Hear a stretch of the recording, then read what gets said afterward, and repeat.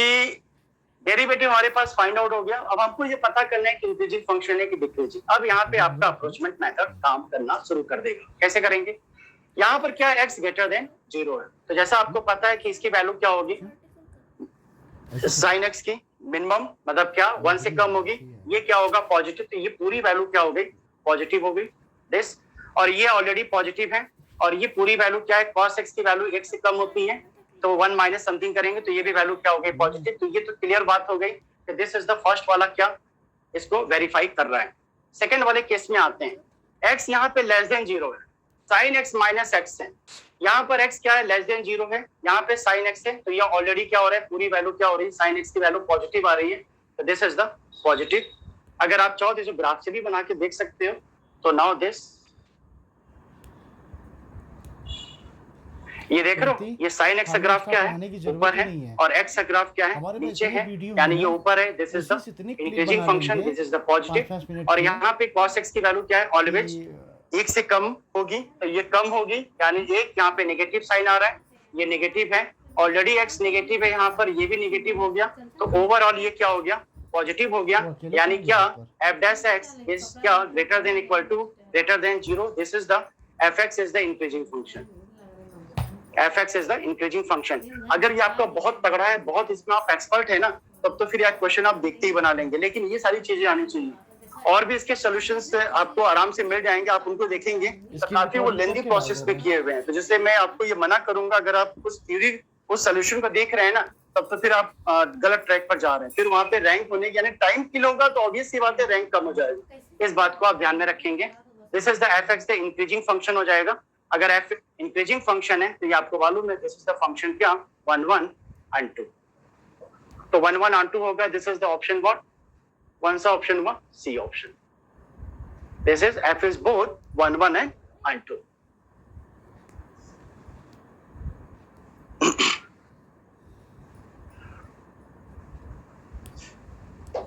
तो ये भी क्वेश्चन हमारा थोड़ा इजी था, ऐसा कुछ नहीं कह सकते, मतलब ये क्वेश्चन को हम इजी बोल सकते हैं, ऐसा आप मतलब इजी टू मॉडरेट टाइप का था। लेकिन जो पहला वाला जो सवाल था, ये तो मतलब बेहद ही इजी था। सिर्फ आपका ये जम्बलिंग टाइप का शुरुआत में आपको लगेगा बहुत मजा आएगा, लेकिन इसी में आपका टाइम लग जाएगा। मतलब आता हुआ एक क्वेश्चन हो सकता है कि आप थोड़ा डिले कर दें, यानी टाइम लग सकता है। तो इन सारी चीजों को, जैसे मुझे लग रहा था कि वो बैलेंस नहीं हो रहा था, एक तो उधर से काफी लाइट आ रही है ना, कुछ ब्राइटनेस ज्यादा है। नाउ इस पे आते हैं, लेट द फंक्शन, यार जगह भी बहुत कम है ना,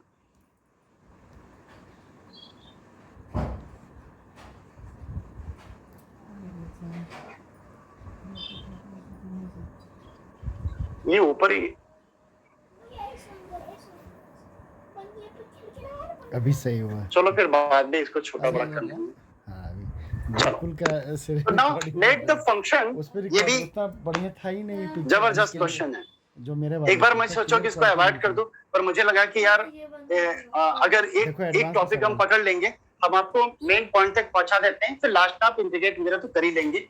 इतना तो बढ़िया सा आपको, यार ये बड़ा, ये सही है। चलो तो यहाँ पे ये देखो क्या कह रहा है, आर आर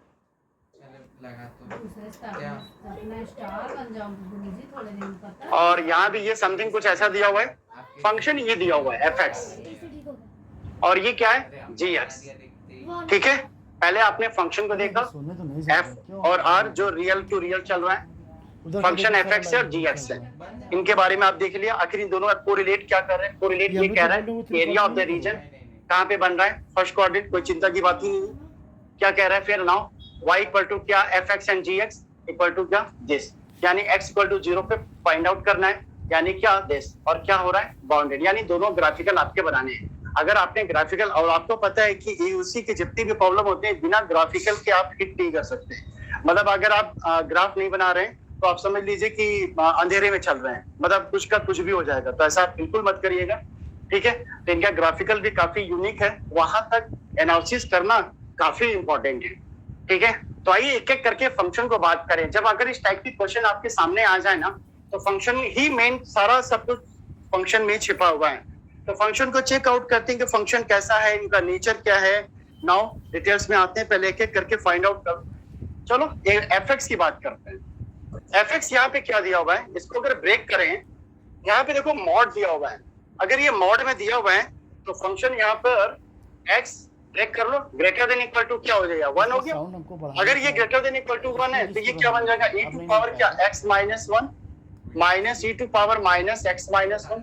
जरा भाई चेक कर लो ये चीजें आ रही है कि नहीं आ रही है। अभी नहीं हो पाएगा ना, x greater than equal to this, एक पॉजिटिव हो गया और एक क्या हो गया, नेगेटिव हो गया। ठीक है, देखो दोनों सेम है, दोनों एक दूसरे के रेसिप्रोकल है। और एक यहाँ पर आता है क्या, x लेस देन 1। ठीक है, अगर x लेस देन 1 की बात करें तो ये कुछ बढ़िया सीन होने वाला है, x माइनस 1 हो गया माइनस, और ये देखो माइनस माइनस ये क्या हो जाएगा, प्लस हो जाएगा, और ये कंडीशन क्या हो गया, दिस इज द वैल्यू 0। यानी इनकी हम कुछ अभी नहीं करते, बहुत जल्दीबाजी हो जाएगा, यहाँ पे कुछ और भी काम कर लेते हैं। नहीं मतलब प्रॉब्लम ये नहीं है ना बेटा, हर हमेशा तुम्हारा धुन वही है, ये 0 आ गया पढ़ने पर if क्या, x लेस देन 1। सबका अपना अपना अलग। अब ये पता करते हैं कि ये फंक्शन कैसा है, इंक्रीजिंग है, ऐसा क्या है, कुछ है दिख रहा है मुझे। चलो भाई एक बार चेक कर लेते हैं, इसका f डैश x निकालते हैं। f डैश x करेंगे तो ये कंडीशन क्या देगा, e to power what, x minus 1 देगा, फिर e टू पावर क्या, माइनस x माइनस 1 दिया, और ये फिर क्या हो जाएगा, this is the plus, right है ना। इसका डेरिवेटिव करेंगे तो ये बातें आपको समझ में आ रहा है कि this is the what, positive value. अगर ये पॉजिटिव वैल्यू तो ये मालूम है कि f डैश x क्या हो रहा है, greater than 0। fx greater than 0 का मतलब this is the function what, increasing function. अगर इंक्रीजिंग फंक्शन है, अगर हम इसकी ग्राफ की बात करें तो ये मैं जस्ट रफ थोड़ा कर रहा हूँ, तो देखो भाई ये क्या कहना चाह रहा है, x लेस देन 0। ठीक है, x लेस देन 0 तो ये 0 पे फाइंड करना है, ये मान लो 1 है, तो ये कुछ ऐसा ग्राफ फ्लैट चलेगा, यहाँ तक ऐसे आएगा सीधा, और फिर ये ऐसे चला जाएगा, नाउ दिस। ठीक है, this is the what, fx। ये ग्राफ कुछ इस तरह का बन रहा है, किसका, fx का। आई होप क्लियर होगा। अब हम बात करेंगे किसकी, gx की। तो gx की बात करने के लिए क्या किया जाता है, gx को यहाँ पे सॉल्व कर लेते हैं। gx जगह ही नहीं है यार, इधर आ जा रहा है, सिर्फ मेरी चर्चा नहीं है। अरे पागल, चलो भाई gx को सॉल्व करते हैं, तो gx को फाइंड आउट करने के लिए क्या करना पड़ेगा, बोलो। अभी तुम देखो ना, तुम्हारे स्कूल के टीचर, क्लास टीचर के पास कितनी, अगर आप इनको ध्यान से देखो तो कुछ EMGM वाला मैटर लग रहा है आपको। अगर आप इनको ध्यान से देखो, आपका वेट करते टाइम निकाल, e to power x minus 1 plus 1 upon e to power x minus 1, ऐसा लिख सकते हैं क्या, राइट है। अगर आप और भी ध्यान से देखो तो इनकी ये जो पूरी मैक्सिमम वैल्यू क्या होगी, मैक्सिमम वैल्यू बताओ, मैक्सिमम वैल्यू क्या, this is the greater than equal to what, 1 हो जाएगा। इस पॉइंट पे एट मिनिमम, ऐसे कर लो, एट मिनिमम पॉइंट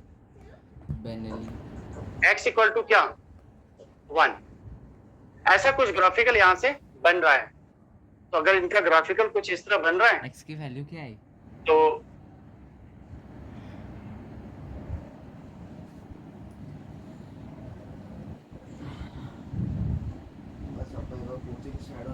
देखो सब कुछ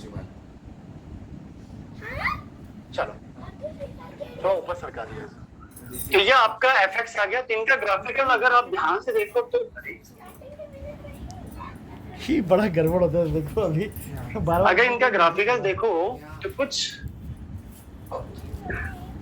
दिस इज द व्हाट, अगर हम x की वैल्यू अगर यहाँ पे 1 रखते हैं तो gx की वैल्यू क्या आ रही है, अगर fx की वैल्यू 1 रखते हैं तो gx की वैल्यू क्या आ रही है, मान लो ये 1 है तो 1 है तो gx की वैल्यू 1 है, यानी कुछ ग्राफिकल कुछ ऐसा ही आएगा। ये पैराबोलिक ग्राफ नहीं कि मैं ऐसे जस्ट रफ खींच रहा हूँ, ठीक है, नाउ दिस पॉइंट। और fx का ग्राफ आपको ये पता है कि ये कुछ ऐसे जाएगा और ये ऐसे इधर आएगा, यानी कहीं ना कहीं ग्राफ ये क्या होगा, ये x1 पे मान लिया कि ये मीट कर रहा है, x1 पे कट कर रहा है, और ये पॉइंट क्या है 1 है, और ये पॉइंट क्या है 0 है। तो आपका जो ग्राफिकल पॉइंट है, नाउ दिस बाउंडेड क्या हुआ, यही बाउंडेड हुआ, ठीक है। तो now this is the graph of क्या, gx, and this graph of क्या, fx। तो इसका अगर हम इंटीग्रेट करें यानी एरिया फाइंड आउट करें तो कैसे चलेंगे, 0 to 1। तो 0 to 1 में ये वाला जो ग्राफ किसका बनेगा, दिस इज द gx, फिर क्या प्लस, अब क्या आएगा 1 से क्या x1, अब 1 से x1 पे पहुंच गया तो यहाँ पे अब देखना पड़ेगा कि ग्राफ कौन ऊपर जा रहा है, ऊपर कौन ग्राफ है, ऑब्वियस सी बात है gx है, तो gx माइनस क्या हो जाएगा fx, gx माइनस क्या fx हो जाएगा, और ये दिस इज द a। अब आपको पता है gx भी पता है, fx भी पता है, हमको वैल्यू पुट करना है, लेकिन x1 नहीं पता है। अब ये x1 कैसे फाइंड आउट किया जाए? देखो यहाँ पे जो पूरी जो प्रोसेस का मेन रेजिस्टेंस पॉइंट था ना, वो कुछ वही वाला पॉइंट था कि हमको किस तरह इसका ग्राफ प्लॉट करना है, ठीक है। अब x1 को पॉइंट फाइंड आउट करने के लिए क्या करना पड़ेगा, हम दोनों को इक्वल करा दें, क्योंकि एक ही पॉइंट पे दोनों ग्राफ इंटरसेक्टिंग हो रहे हैं। तो now this is the fx equal to क्या, gx।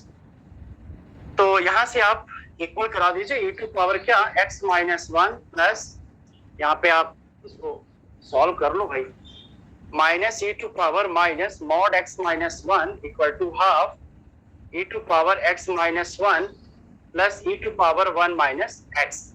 तो इसको आप सॉल्व कर लीजिए और जरा x की वैल्यू आप हमें बता दीजिएगा, यानी कि आप x की वैल्यू निकाल लीजिएगा। तो x की वैल्यू मुझे पता है तो मैं लिख देता हूँ ln रूट 3/2। इनको सॉल्व करेंगे तो ये वैल्यू आ जाएगी। नाउ gx की वैल्यू पता, fx की वैल्यू पता, x1 वैल्यू मालूम हो गई। तो अगर आप कहोगे तो मैं एक बार पूरा लिख देता हूँ, लेकिन इसको आप सॉल्व कर लीजिएगा, ये काफी बढ़िया चीज भी है, इंटीग्रेट भी आपको क्लियर हो जाएगा। dx प्लस फिर ये ln 1 प्लस ln रूट 3/2 आ जाएगा, और now fx e to power x minus 1 plus e to power 1 minus x minus, और ये आपका fx है। तो मैक्सिमम टर्म इससे कैंसिल हो जाएंगे, dx। Now this is the solve x, ठीक है। तो आई होप इसका जो आंसर आ रहा है, this is the first option. तो ये भी क्वेश्चन काफी अच्छा था, इसको हम लोग टफ में कह सकते हैं, थोड़ा सा था, जो कि अगर एक तो ये आपका भी इंटीग्रेशन वगैरह भी अगर बहुत ही बढ़िया है, थोड़ा सॉफ्टवेयर जानते हैं तो आप कर ले जाएंगे। अदरवाइज ही थोड़ा सा ग्राफिकल यहाँ पे प्रॉब्लम कर रहा है, मतलब मॉडरेट से आप ग्राफ की तरफ मूव कर रहे हो, ऐसे कह सकते हैं।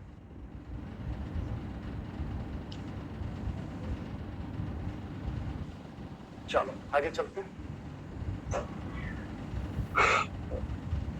Now this very good, sorry